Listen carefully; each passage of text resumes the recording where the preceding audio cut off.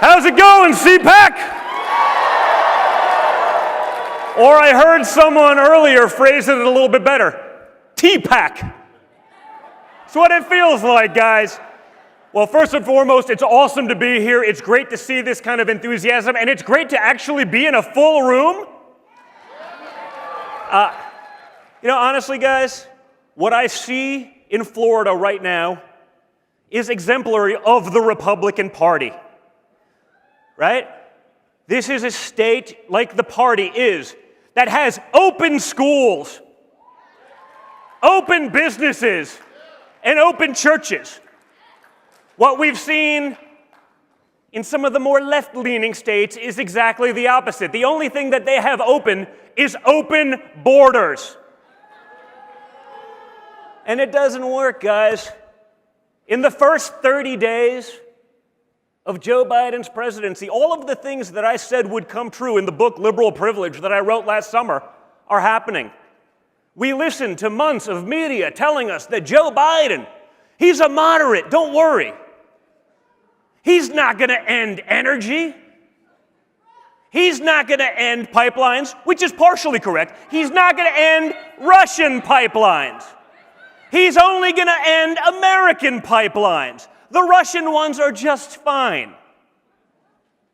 They're going to cave to China. No, that was never going to happen. Of course it happened. You think that billion-dollar investment in Hunter came for free? No, the Chinese have a great return on investment. But guys, more importantly, who would have thought that within 33 days we'd be bombing the Middle East again? I would have. Oh no, guys, come on, the military-industrial complex, I'm surprised it took them 33 days. I guess they waited till the first month, so they couldn't say that was part of the first 30, but it was only shortly thereafter where we started bombing the Middle East. Speaking of bombing the Middle East, have you seen Liz Cheney's poll numbers?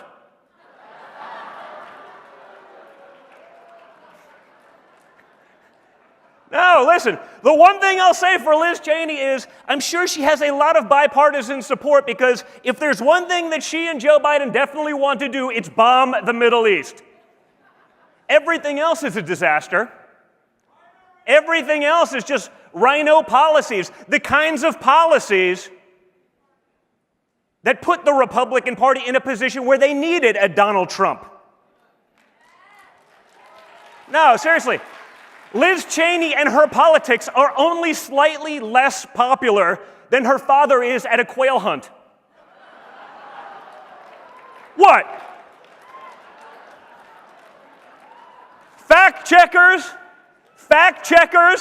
please have at it.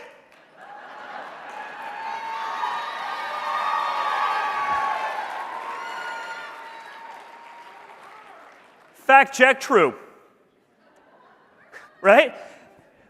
Listen, like I said, Liz Cheney, she hates Donald Trump and his policies because her family has a long history of friendly fire. But she also hates them because she's tied to an establishment that has done nothing but fail us time and time again. You've heard the rhetoric from some of them over the last couple of weeks, and now you've seen that change very quickly. Because if there's one thing the Republican Party has been really good at over the last few decades, is snatching defeat from the jaws of victory. They've caved to every special interest. They've caved to corporate America. They've caved and bowed to the radical left that hates their guts, hates their values, and hates their freedoms. Lincoln Project Liz, as I'd like to call her, is the leader of that failed movement. And if we want to go back to losing, if we want to go back to an America Last policy, we should be following that. But I don't, and I don't think anyone in this room does either.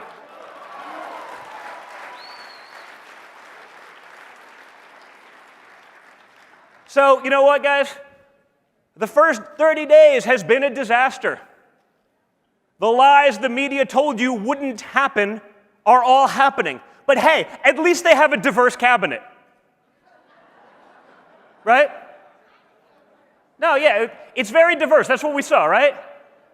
What is the policy of the SBA? Well, first and foremost, we appointed a woman. Well, that's wonderful. Is she competent?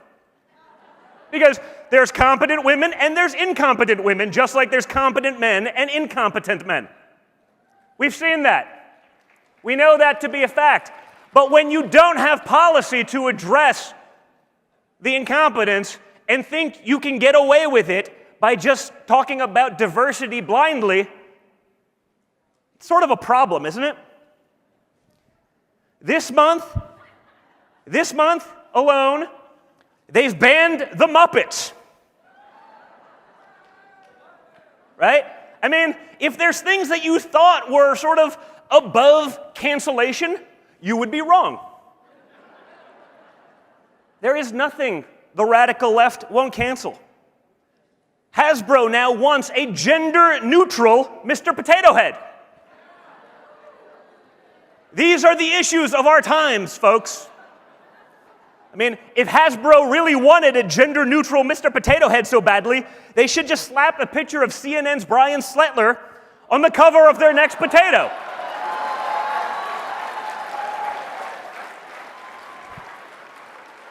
What? They don't call him Mr. Potato Head for nothing. I mean, you know, we might as well get something out of the branding. But guys, we can talk about all of these things. We can talk about the liberal hypocrisy, liberal privilege. Just look at how magically, in 33 days, children in cages turned into migrant shelters for children. Now, mind you, nothing actually changed. If you look at the pictures, there's nice bars on the walls. Nothing changed other than the media's outlook. Where is the outrage about this? Where is the outrage about an asinine immigration policy that is encouraging people to bring children, unaccompanied and otherwise, into a country? Guess who gets hurt? Our low-wage earners, who for the first time in modern history under Donald Trump started seeing real wage growth.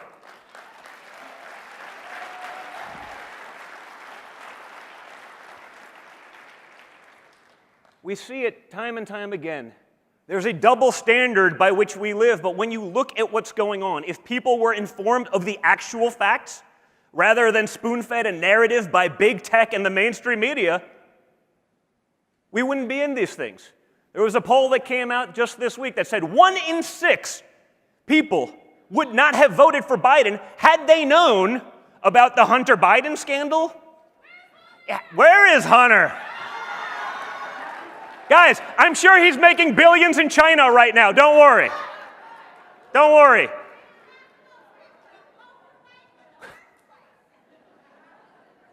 One in 6, guys, 17% of the 80 million that voted for Joe Biden had they even heard of the basics of his corruption.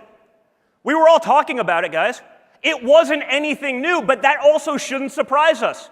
We've been talking about Andrew Cuomo sentencing Nana to death for 10 months. But no one was going to talk about it until they got their wishes. No one was going to address Democrat incompetence.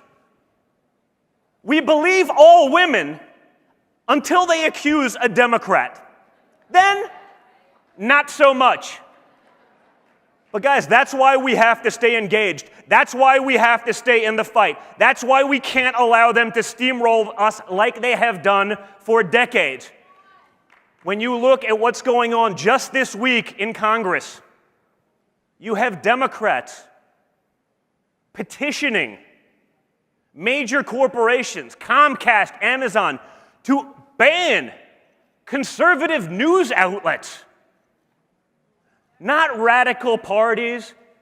Fox News, Newsmax, OAN, just ban them. You don't see Republicans saying, let's talk about CNN as a place of disinformation. I mean, as a recipient of their ire for a couple of years, I can assure you that they were lying about Russia collusion. We all know that now, but no one actually brings it up because they can get away with it. They are able to do that. Big tech will silence you if you come out against it. They will crush you. They will call you racist and everything else. Just like, imagine, we'll bring back Cuomo, right? Imagine Ron DeSantis did what Cuomo has done over the last couple of years. He wouldn't be getting an Emmy. He'd be in jail. Right? Credible accusations of harassment swept under the rug. Verbal harassment swept under the rug. Hiding evidence from the DOJ swept under the rug. No problem. Give him an Emmy.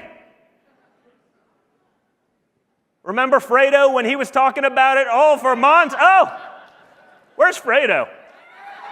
He's so quiet these days. Why isn't Fredo talking about these things right now? Again, liberal brothers, no, we can't address that. Really, you can't address that. But you had no problem joking around with massive Q-tips, making clowns of yourselves for months prior. That's what we're up against, folks. But together, we can win these fights. We have to be vocal. We can't be put in the corner. We must be out and engaged. And that's where you guys come in. So, I'm looking forward to Sunday. I imagine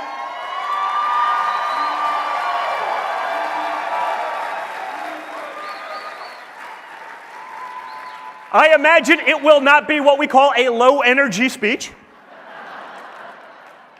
And I assure you that it will solidify Donald Trump and all of your feelings about the MAGA movement as the future of the Republican Party. So thank you, CPAC.